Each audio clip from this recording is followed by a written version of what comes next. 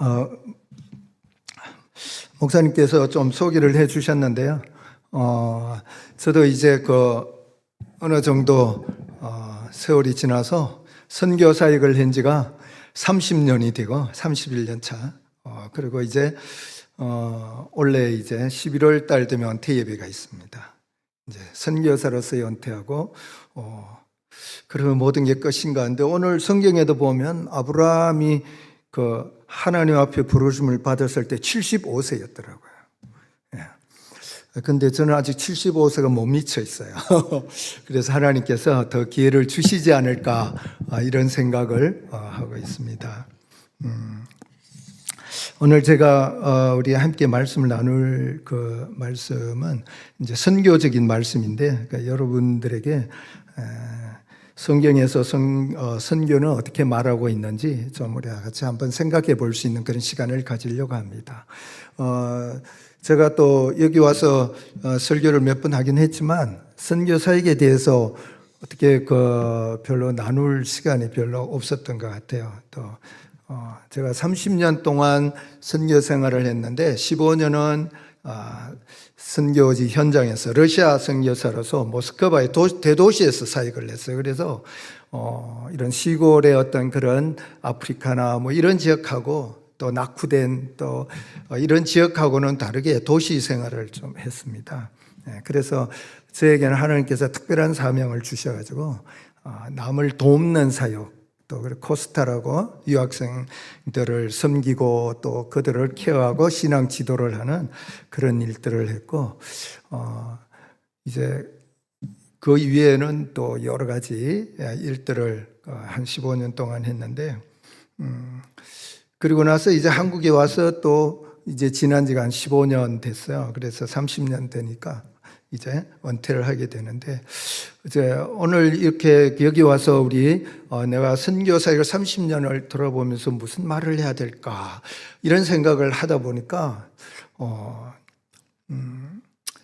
딱 두 가지가 생각이 나요. 첫째는 내가 어떻게 살아왔는지에 대한 것을 돌이키게 돼요. 제가 할 때 보니까 선교 사역 시작하고 96년도에 선교지에 가서 97년, 98년도에 IMF가 와가지고 철수하라고 하는, 저는 철수도 아닌데 철수를 한다고 해서 불러가지고 저는 못 오겠다. 그때부터 이제 믿음 선교를 하겠다, 이렇게 이제 하고 하나님 앞에 버티기 시작했는데, 하나님께서 그렇게 시작한 이후부터 지금까지 하나님께서 저를 다 채워주시고 먹여주시고 입혀주시고 필요한 것들을 다 주시고 사역할 때 또 필요한 것들도 다 주셨어요. 저에게는 아무것도 없었지만 하나님께서는 제게 필요한 걸 다 채워주셨고, 지금도 한국에 와서 저 집 있어요. 조그만한 거지만 우리 목사님도 와보셨죠. 빌라라고 하는 조그만한 집이 저에게는 하나님이 주셔서 그것을 가질 수 있게 되는, 그래서 집 걱정 안 하고 살 수 있는 그런 사람이 됐습니다. 이처럼 하나님께서 어떻게 아무것도 없는 선교지에서 30년 생활을 하면 뭐가 있겠어요. 그럼에도 불구하고 하나님께서 그렇게 채워주시고 그러시더라고요. 그래서 제가 이 선교지에서 두 번째는 뭐냐 하면, 하나님께 다 채워주셨고, 두 번째로는 내가 많은 사람을 도왔어요. 하나님께서 저를 통해서 또 다른 사람들에게 선을 베풀거나 하나님께서 해야 할 일들을, 선교지에 있을 때는 예를 들면 그런 거예요. 제가 코스타 할 때 우리 장로님이 IMF 때 어렵게 와서 사업이 안 되고 했을 때 IMF를 잘 경험하면서 거기에 이제 사업이 성공을 했어요. 산돌 기아 자동차를 했는데, 그분이 그래서 저에게 제안을 했어요. 내가 1억을 10만 불을 줄 테니까 이걸 가지고 우리 유학생들에게 매년 2천만 원 정도씩 장학금을 주자. 5년. 내가 5년 동안 10만 불을 약속했다. 그렇게 해서 제가 상당히 인기 좋았습니다. 저를 통해서 그 선교 그 자기 그 뭐야 학자금을 받을 수 있으니까. 그리고 한국에 들어와서는 제가 KWMA라고 한국 세계 선교 협의회인데 한국에 들어왔는데 하나님께서 그 사무총장이 저에게 같이 근무하 사역하자. 이렇게 제안을 했어요. 왜냐하면 제가 코스타니까 디아스포라 사역이니까 한국에서 이제 좀 세계를 품고 한번 사역해야 되지 않겠나. 그래요.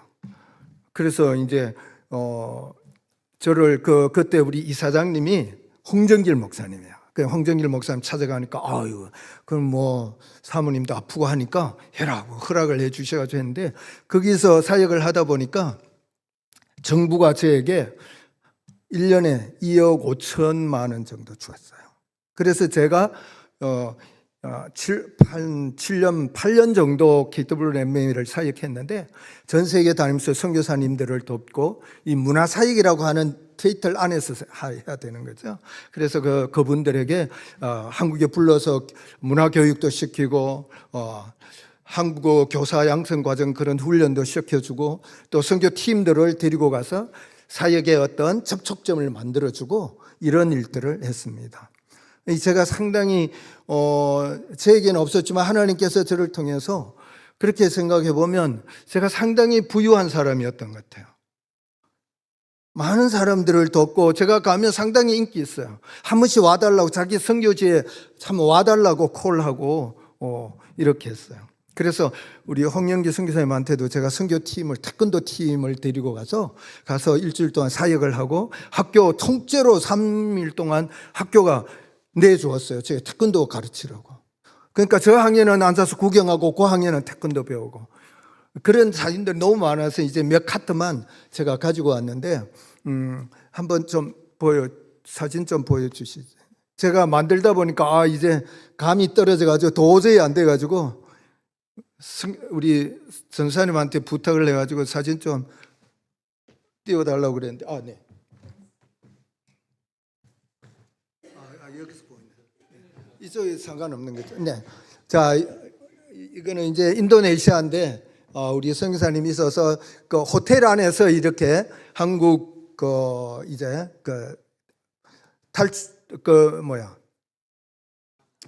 사물놀이를 이렇게 하면서 이제 사람들에게 하고 이제 이런 것은 하나의 저희가 와서 한국을 소개하고 한국에 대해서 선교사님이 이제 한국 사람과 만남에 접촉이 되고 선교를 할 수 있는 그 사람들을 계속 이제 복음으로 이렇게 연결해 갈 수 있도록 했던 것입니다.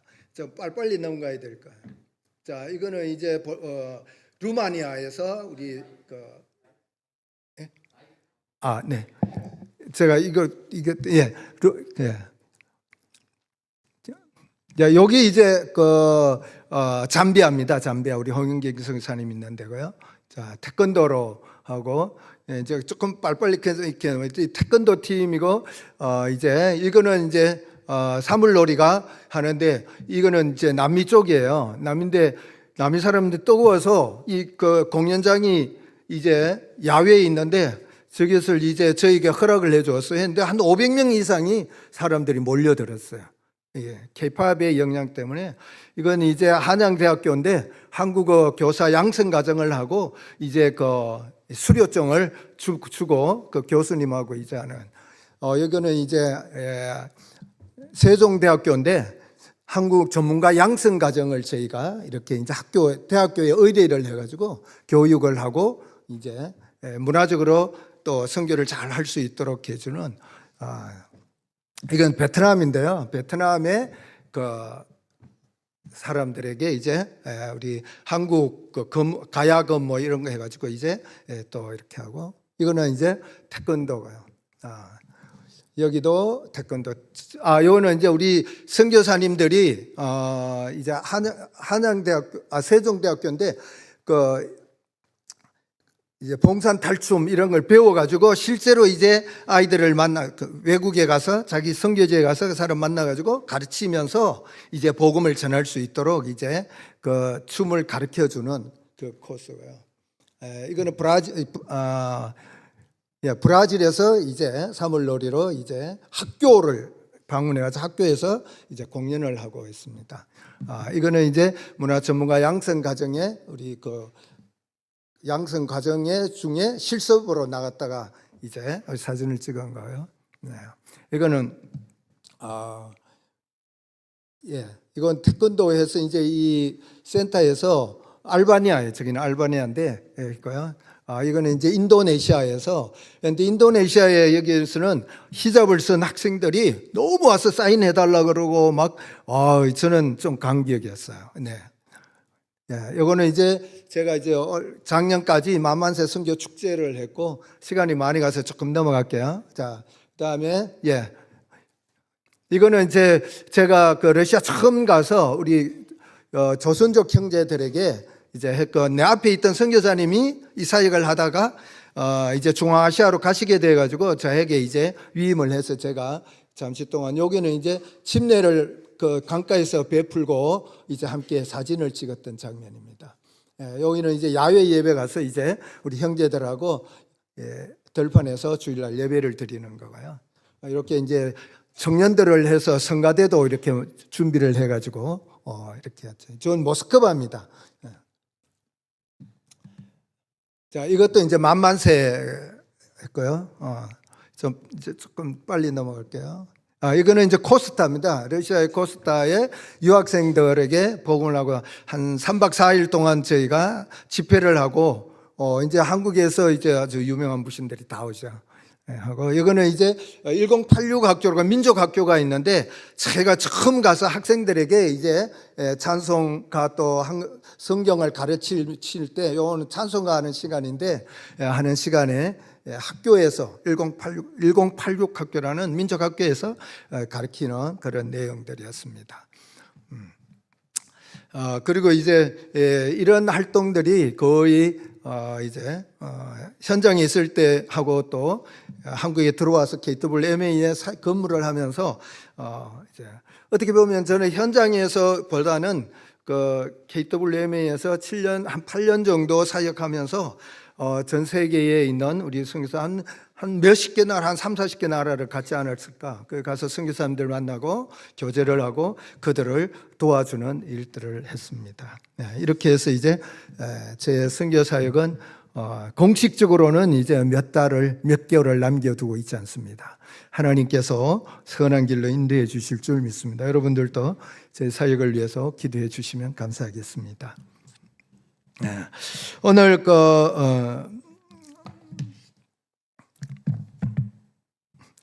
저는 오늘 여러분들과 함께 이제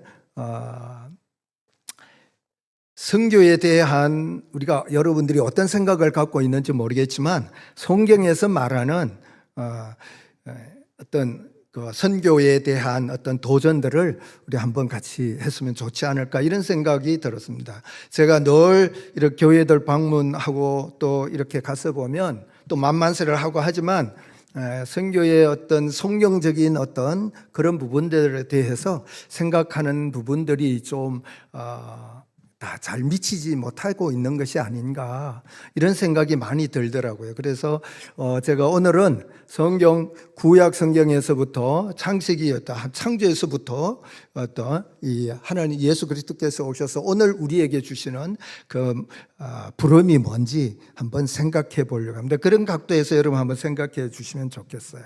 그러기 위해서 우리는 먼저 성경에 대해서 여러분 전부 다 저도 성경을 가지고 있고 여러분도 성경을 가지고 이것은 뭐 말할 필요가 없죠. 이 책은 한권이 아니죠. 사실은 우리는 한권으로 묶여져 있지만 이것은 우리가 보통 보면 66권으로 돼 있다고 하는 것쯤은 우리 오늘 수요일 예배에 오신 분들은 다 알고 있으리라고 생각합니다.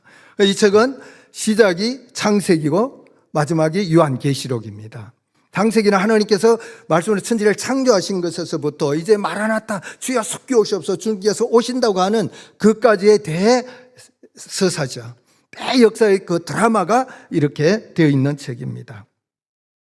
그래서 이것은 하나의 어떻게 보면 창조에서부터 주님이 다시 오실 그때까지 어떤 계속된 이 어떤 드라마의 어떤 연속적으로 이어져 간다라고 하는 어떻게 보면 그 하나님의 역사의 하심 속에서 오늘 우리는 그 한 부분에서 그 역사를 이어가고 있는 우리들이라는 겁니다.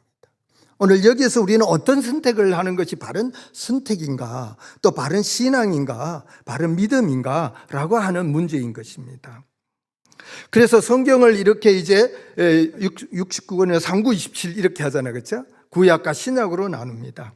우리는 보통 영어로는 이것을 Old Testament, New Testament라고 하죠. Testament라는 말은 우리가 성경 하니까 거룩한 책으로 분류를 하고, 약이니까 약속이었나? 이렇게 이제 생각하죠. 그렇죠. 하나님의 거룩한 약속이죠. 이건 새로운 약속, 지난 약속, 그것이 원래 예수 그리스도를 통한 새로운 약속, 이렇게 생각할 수 있습니다. 그런데 이제 영어로는 테스트먼트라고 하는 말을 쓰고 있어요. 이것은 하나의 약속이기도 하고 어떻게 보면 정언이에요. 우리가 이 성경에서 그러면 구약에 있는 지난 정언은 뭐고 새로운 정언은 뭐냐라고 하는 겁니다. 정언한다는 것은 어떻게 보면 위트니스죠. 우리가 나가서 자기의 또 그리스도가 살아계셨고 한 것을 증거하는. 구약에는 우리는 그래서 오실 그리스도에 대해서 이제 우리는 오신 그리스도가 앞으로 우리를 통해서 어떻게 할지에 대한 그 약속들, 계시록까지죠. 이것에 대한 약속이라고 하는 겁니다. 이렇게 보면 성경은 하나의 어떤 단순한 문자적으로 어떤 내용을 기록해 놓은 그런 것이 아니라 하나의 서사라고 하는 것이죠. 드라마틱한 이야기가 흘러가고 있다고 하는 것이죠. 그것을 통해서 우리는 성경을 봅니다. 그러면 이 성경에 대해서 이 약속들에 대한 부분을 하나님께서는 우리에게 성경에서 보면 우리가 제일 많이 찾을 수 있는 구약에 굉장히 많이 찾는 약속들에 대한 단어가 뭔지 아세요? 언약이에요. 언약, 커버넌트. 언약은 약속과는 조금 달라요. 약속은 쌍방간에 이루어지는 것이지만 그 계약이 이루어지는, 언약도 계약이에요. 계약인데 이것은 조금 색달라요. 어떻게 다르냐? 일반적으로 계약하시는 분이, 그러니까 하나님이 우리에게 그냥 불러가지고 이유가 없어요. 그냥 하나님 부르셔서 약속하는 거예요. 내가 이렇게 하겠다. 그 약속들은 그것이죠. 내가 너희를 불러서 택한 백성으로 삼고, 그리고 너는 내 백성이 되고 나는 너희의 하나님이 된다. 그리고 너를 대제사장으로 삼겠다. 너희 나라를 대제사장 나라로 삼겠다. 그렇게 하는 거예요. 이것이 언약이에요. 언약의 큰 줄거리예요. 다시 말하면 이 언약은 하나님께서 우리에게 그 약속을 주시고 그 약속을 이어가시는 그 일을 위해서는 어떻게 해야 되겠어요? 누군가가 가야 돼요. 그래서 하나님은 천지를 창조하시고 바로 천지를 만드시고 사람을 만드셨던 것이죠. 그래서 이렇게 보면 우리가 오늘 이렇게 앉아 있는 것은 하나님의 언약 때문이에요. 다시 말해 하나님이 나를 값없이 아무것도 요구하는 거 없이 그냥 나를 불렀어요. 내 과거는 묻지를 않았어요. 그리고 우리를 불러주신 거예요. 그리고 우리에게 약속을 주신 것이죠. 너는 내가 택한 백성이야.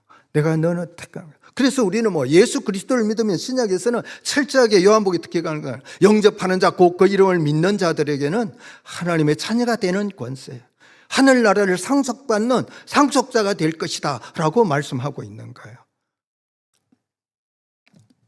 그래요. 이 거대한 하나님의 약속 가운데서는 우리를 부르셨으면 그냥 있게 안 하고 어떻게 해요? 보내는 거예요. 파송하는 거예요. 오늘 제목이 거대한 부르심에 대한 이 파송을 저는 오늘 이야기하고자 하는 것입니다. 첫째, 이제 우리가 생각해 볼 것은 창조예요. 우리가 창세기 1장 28절 우리 같이 한번 보겠습니다. 창세기 1장에서 같이 읽겠습니다. 시작. 하나님이 그들에게 복을 주시며 하나님이 그들에게 이르시되 생육하고 번성하여 땅에 충만하라. 땅을 정복하라. 바다의 물고기와 하늘의 새와 땅에 움직이는 모든 생물을 다스리라 하시니라. 하나님께서 천지를 창조하시고 하나님의 형상을 따라 사람을 창조하셨다는 것이 굉장히 중요해요. 그 하나님의 형상을 따라 창조한 그들에게 하나님은 뭐라고 명령하셨냐면 그들에게 복을 주시면서 생육하고 번성하라. 그리고 가서 다스리라 라고 하는 명령을 주셨어요. 이걸 우리는 창조 명령 혹은 문화 명령이라고 성교학적으로는 말해요. 하나님께서 이 아담을 부르셔서 그에게 이 만물을 다스릴 권한을 주셨어요. 그 다스리는 권한이 뭐예요? 하나님의 복이었어요. 하나님의 복. 여러분, 우리는 복할 때 어떤 복이에요? 하나님께서 나를 불러주신 거예요. 이게 제일 큰 복이에요.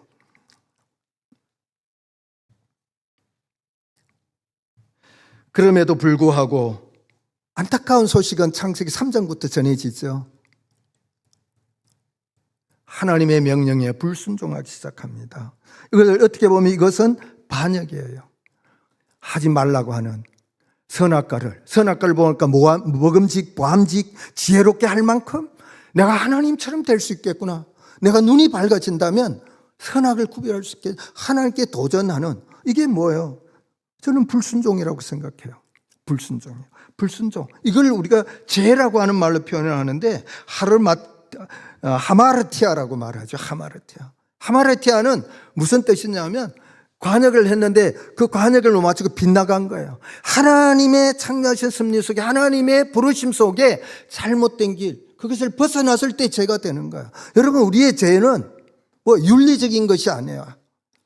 윤리 앞서서 우리의 죄가 하나님의 목적에, 하나님의 부르신 뜻에, 여러분, 아담이 자기 스스로 나왔나요? 하나님의 형상을 따라 하나님께서 손수 만드셨어요. 그리고 숨을 불어넣어 주시고, 그리고 그에게 복을 주셨고, 다스리고 하는 청지기, 대리 지배자로 삼아 주셨는 거예요. 그럼에도 불구하고 하나님처럼 되려고 했던, 여기에 여러 가지 교만도 들어가고 다 들어갈 수 있겠지만 하나님의 불순종한 모습이에요. 그래서 하나님께서는 이러한 사실들에 대해서 새로운 역사를 이루어 가야 되는 겁니다. 새로운 이 일을 해나갈 수 있는 사람이 필요해요.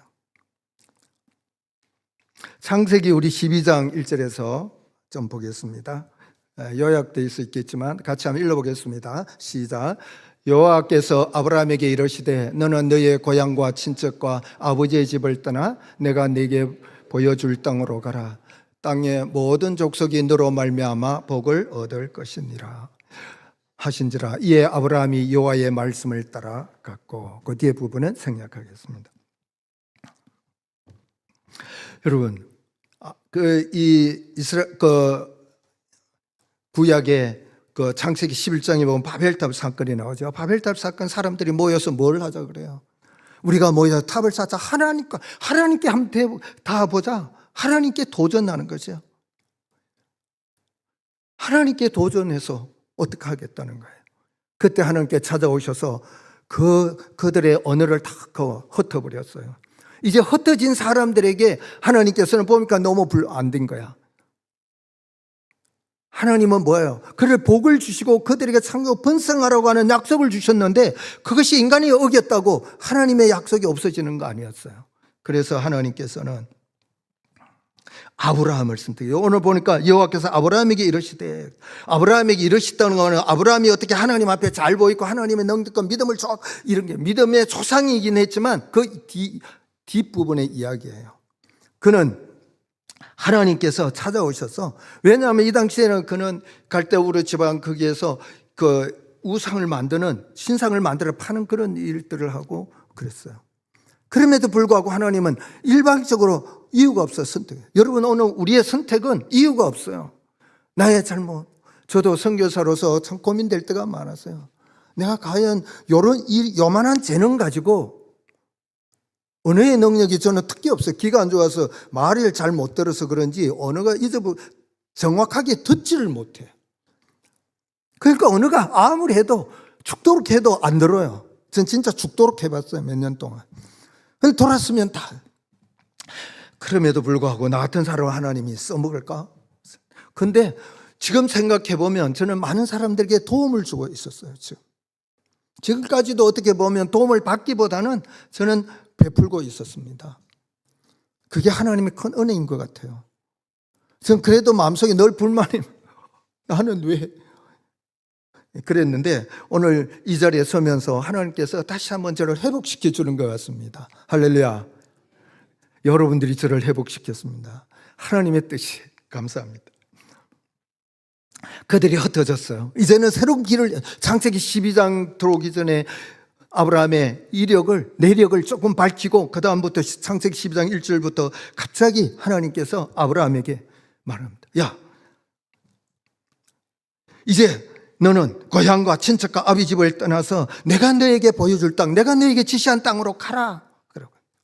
그래서 히브리서에서는 아브라함이 갈 바를 알지 못하고 갔다. 그게 뭐 믿음으로 순종하고, 여기에 뭐가 들어가요? 믿음에 순종이 들어가는 거죠. 불순종은 하나님과 우리 사이를 갈라놓고 깨어놓는 거예요. 그러나 순종은, 여러분 아브라함을 통해서 믿음의 조상이랄 때 믿음에서 아브라함의 대표적인 게 뭡니까? 자기가 아들을 하나님께서 복의 근원이 됐고 복의 복으로 이렇게 지정해주고까지 했는데 자녀가 없었어요. 그래서 90대쯤 돼가지고 탈선에게 인간적인 방법으로 이스마일을 낳고 막 이렇게 저건 문제가 생기기 시작해요. 그런데 하나님께서 다시 찾아오셔서 아니야, 내가 너에게 줄 아들은 이삭을 통해서 후손이 나는 거야 라고 다시 약속해 주셨어요. 이것을 믿었어요.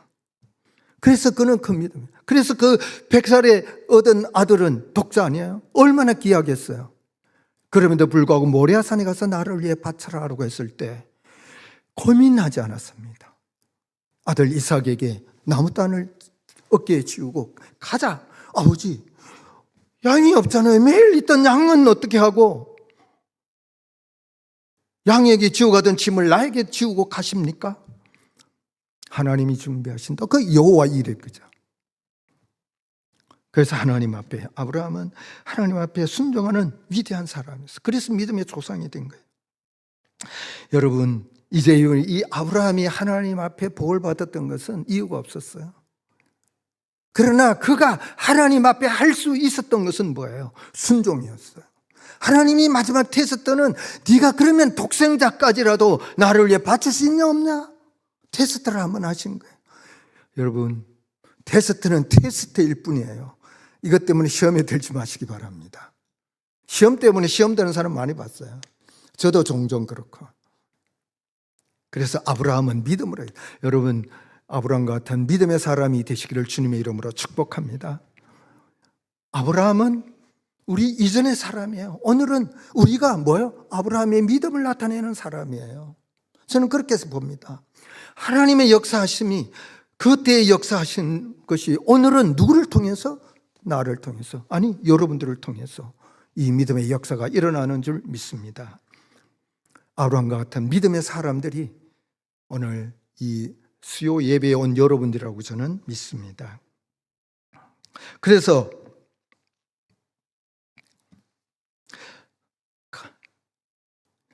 때가 빌립보서에 보면 때가 참에 아브라함의 언약을 완성할 예수 그리스도께서 이 땅에 오셨다라고 말합니다.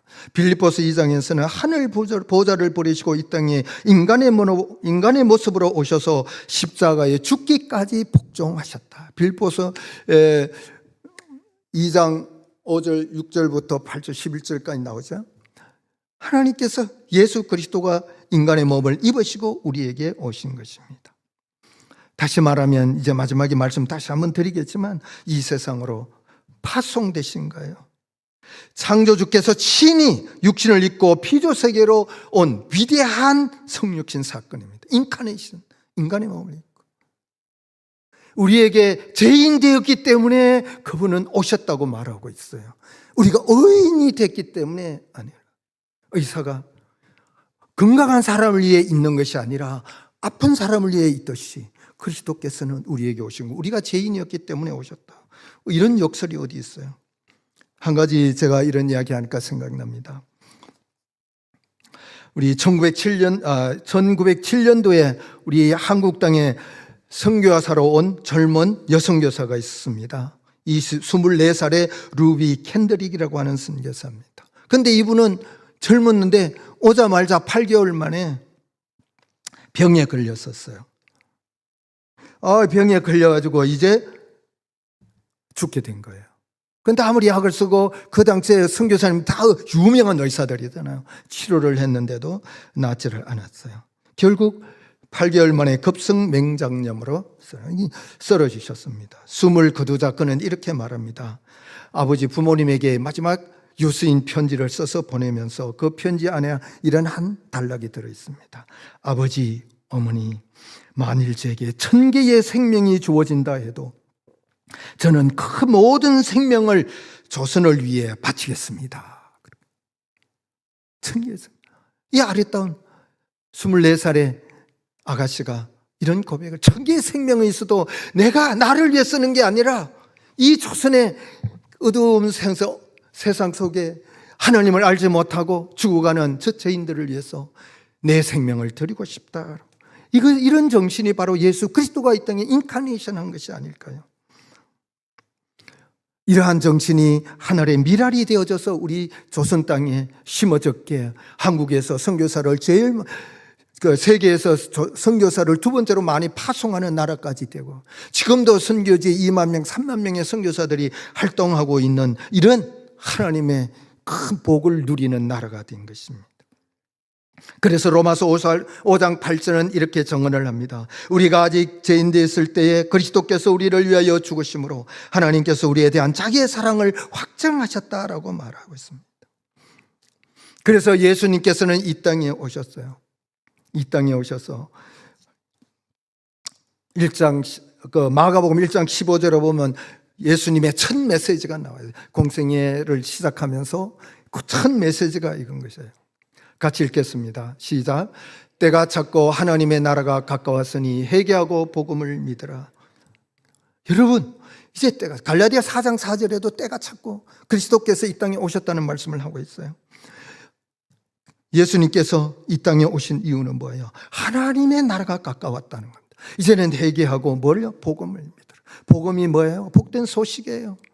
하나님께서 우리를 회복시켜 주셨다고. 하나님의 나라가 이제는 저기 뜬구름처럼 있는 것이 아니라 우리에게 이미 임재해 있다는 겁니다. 저는 요즘 새벽 기도를 하면서 이 창세기, 마태복음 1장 쭉 하는데 이 말씀이 계속 상기되어서 사실은 이 말씀을 준비하게 된 것도 우리 마태복음을 새벽 기도를 하면서 계속 묵상하는 중에 이 말씀을 우리가 전하게 된 것입니다. 예수님께서 오신 것은 하나님의 나라가 우리에게 임했다는 굿뉴스예요. 복된 소식이에요. 하나님의 나라가 임했다는 것은 뭐예요? 깨어졌던 그 하나님의 창조, 이 모든 것이 제약으로 깨어졌던 것이 예수 그리스도가 옴으로 인해서 회복되어지고 있다는, 회복을 시켰다. 그래서 예수님은 말씀하신 요한복음 5장 17절에는 예수께서 그들에게 이르시되 내 아버지께서 이제까지 일하시니 나도 일한다. 예수님께서는 그래서 이 땅에 오셔서 일하셨어요. 어떤 일까지 하셨어요? 우리를 죄에서 구원해 주시기 위해 십자가에 달려 죽기까지 그 일을 하셨던 것입니다. 여러분, 아버지도 하나님도 일하신대요. 그리고 예수님도 오셔서 일하셨던 거예요. 일하셨다는 거예요. 쉴 새 없이.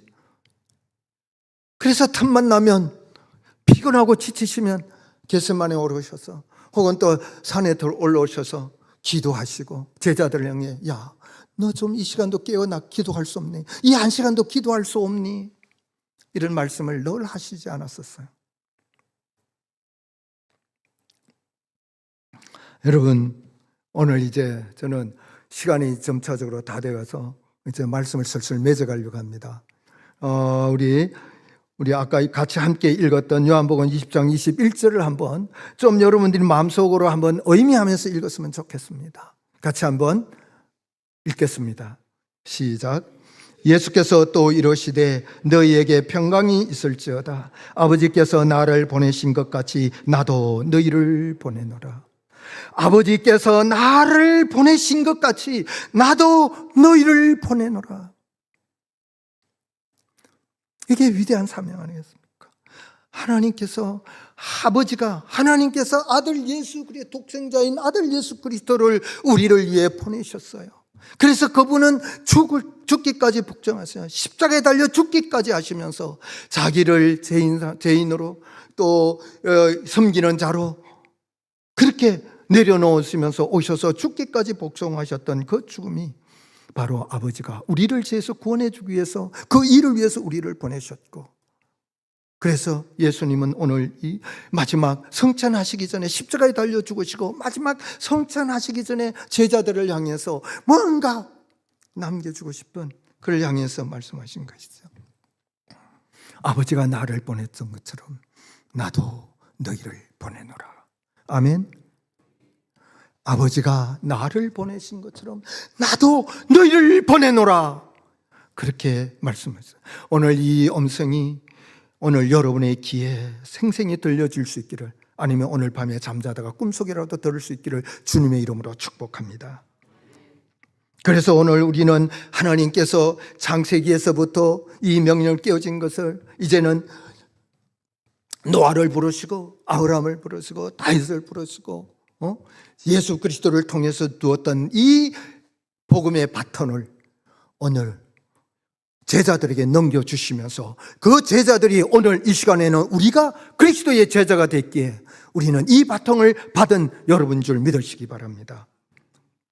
그래서 마태복음 28장 19절 20절에 보면 그러므로 너희는 가서 모든 민족으로 제자를 삼아라. 예수님께서 마태복음 보면 제자를 부르셨어요. 제자를 불러서 제자를 교육하셨어요. 3년 동안 그렇게 하고, 그리고 이제 그 임무를 주고 이제는 가라! 내가 너희를 보낸다 라고 말씀하시는 겁니다. 내가 너희에게 분부한 모든 것을 가르쳐 지키게 하라고 하는 겁니다. 뭐요? 뭐가 돼서? 제자로 돼서. 제자들이 그것을 지키는 것이죠. 그렇습니다. 오늘 우리는 파송받은 그리스도의 제자들입니다. 이 위대한 파송은 아담에게 주었던 창조의 문화 명령이 십자가 복음만 해서 온전히 완성된 지상 대위임령으로 오늘 우리에게 다가온 것입니다. 사랑하는 성도 여러분, 하나님께서 우리를 먼저 찾아오셨고 우리를 선택하여 제자로 삼아주셨습니다. 그래서 오늘 우리는 그리스도 앞에, 오늘 주님의 전 앞에 와서 말씀 앞에 무릎을 꿇고 있습니다. 아브라함의 순종이 모든 민족의 축복이 됐습니다. 이 땅에 파송되신 예수 그리스도의 온전한 순종이 전 인류를 살려냈습니다. 구원에 이르게 하고 하나님의 나라에 이르게 하고 하나님의 자녀가 되게 하고 하나님의 기업을 유업으로 받게 했습니다. 이제 그 순종의 파송의 역사는 우리의 삶으로 이어져야 합니다. 우리는 거룩한 사명자요 예수님이 직접 파송하신 그리스도의 제자들입니다. 우리는 말하기를 오직 성령이 너희에게 임하시면 너희가 권능을 받고 예루살렘과 온 유대와 사마리아와 땅끝까지 이르러 내 증인이 되리라 하신대로. 사도행전 1장 8절의 말씀입니다. 오늘 우리는 이 말씀에 순종해야 됩니다. 권능을 받고 우리는 예루살렘과 온 유대와 사마리아와 땅끝까지. 오늘 이 말씀은 무엇을 말해주고 있습니까? 우리 주위에서 애타게 복음을 기다리고 있는 우리의 가족과 친척들에게 생명의 복음을 들고 보내심을 받아야 된다는 겁니다. 그리고 우리의 삶의 터전 속에서 우리의 직장 동료와 이웃들에게 복음의 그 사명을 들고 그들에게 하나님의 살아계심을 보여주어야 할 것입니다. 그리고 오늘 우리는 열방에서 사역하고 있는, 우리가 갈 수 있으면 하면 되겠지만 갈 수가 없다면 오늘 그들을 위해서 기도하고 물질로 헌신해야 할 것입니다. 여러분, 한 가지 이야기만 들고 이제 끝을 맺겠습니다. 이스라엘 땅에는 헬몬산에서 눈이 녹아서 강물이 흘려서 바다를 이룹니다. 그 바다가 무슨 바다인지 아시죠? 갈릴리 바다입니다. 이스라엘 지도 속에 갈릴리 바다하고 그것을 잇는 강이 있어요. 요단강이죠. 요단강 건너가 만나래요. 요단강이 있고, 요단강이 한 400km가 된대요. 꾸불꾸불해서 산길에서, 근데 피면 400km가 되는 그 길을 물줄기가 흘러내려와서 고인 곳이었어요. 땅보다 낮은 지대가 생겼어요. 그것이 어디입니까? 사해. 사해를 뭐란 말로, 우리 한국말로 하면 죽은 바다. 헬몬산에서 내려오는 큰 생명이 있었어요. 갈릴리 바다에서는 베드로가 그물을 던지라 하여 던졌을 때 그물이 찢어지도록 고기가 잡혔던 곳이 갈릴리 바다였죠. 오늘 이곳에서 그 생명이 풍성했는데 그것이 이제 요단강을 따라 흘러내려 보냈어요. 흘러내려와서 사해 바다에 걷어서 그거는 이제 내려갈 데가 물을 흘러보낼 데가 없어요. 움켜잡기 시작했습니다. 움켜잡고 하다 보니까 어떻게 됐어요? 염도가 높아지고 고기가 살지 못하는, 우리가 지도에도 보면 뭐라고 나와요? 성경에 그렇게 한 거예요. 지도에도 나오면 사해라고 적어놨어요. 죽음의 바다, 생명이 없는 바다. 오늘 하나님께서 우리에게 주신 이 축복을, 그것을 흘러내리지 못하고 사회가 되어서 가두어 버린다면 우리 뒤에는 생명이 살아날 수 없습니다. 그래서 아브라함에게 복을 주고 복을 들고 가라, 너를 축복하는 자에 내가 축복할 것이다. 만약에 너를 저주하면 내가 그를 저주할 것이다. 너는 복의 권한이 될지라 가라. 오늘 그 복의 전달자가 예수 그리스도가 오셔서 우리에게 생명을 주셨고, 이 생명을 우리는 전하는 자가 됐습니다. 그리스도의 제자가 됐습니다. 그런데 유대인의 종교 지도자처럼 그들이 갖추고 이렇게 하면 그 나라조차, 하나님이 기간 성전조차 파괴되고 쫓겨나고 멀어져. 그래서 때가 참에 그리스도께서 우리에게 오셔서 새로운 하나님의 나라를 이룩해 주시고, 아니 이제는 이스라엘의 택한 자를 못 믿겠다, 열방에서 모으기 시작한 겁니다. 그래서 우리가 왔어요. 이스라엘의 다르게 어쩌면 우리에게는 축복일 수도 있어요. 그래서 우리 또한 어떤 전철을 밟아야 되겠어요? 아담과 같은? 아니요. 이제 우리는 아브라함처럼 그 복을 흘러내리는, 그 복을 우리의 가족들과 우리의 이웃들과 우리의 열방을 향해서 흘러내릴 수 있는 여러분 될 수 있기를 주님의 이름으로 축복합니다. 고여있는 사이가 아니라 세상을 살리는 갈릴리 바다가 되기를 결단하는 이 시간이 되면 좋겠습니다. 영광스러운 그리스도의 제자로서 남은 나의 평생을 하나님의 나라를 완성해가는 일에 기쁨으로 달려갈 수 있는, 그래서 사도 바울은 나의 달려갈 거는, 나는 표대를 향하여 그 목표를 향해서 달리는 경주자다. 오늘 우리는 사도 바울의 고백처럼 표대를 향해 달리는 여러분 될 수 있기를 주님의 이름으로 축복합니다. 같이 기도하겠습니다. 하나님 감사합니다. 오늘 또 우리에게 하나님 앞에 와서 예배하며 기도하며 하나님의 음성을 듣게 해주신 것을 인해 감사합니다. 하나님, 우리가 무엇이간데 우리를 이처럼 사랑하셔서 아무 공로 없이 저희를 불러주시고 택해 주시고 제자 삼으셔서 하나님께서 예수 그리스도를 보내신 그 보내심을, 예수 그리스도를 통해 우리에게 위대한 특별한 그 사명을 우리에게, 나도 너희를 보내노라, 아버지가 나를 보내신 것처럼 나도 너희를 보내노라 하는 이 부름을 듣게 해주신 것을 감사합니다. 하나님, 저희가 이제는 사이가 되지 말고 갈릴리 바다처럼 그 생명을 공급하는 축복의 생명의 그 복의 전달자가, 또 그 복의 통로가 되는 우리 모두가 되게 축복하여 주시옵소서. 오늘 이러한 결단 앞에서는 저와 우리 모두가 되도록 축복하여 주시옵소서. 예수님의 이름으로 기도합니다. 아멘.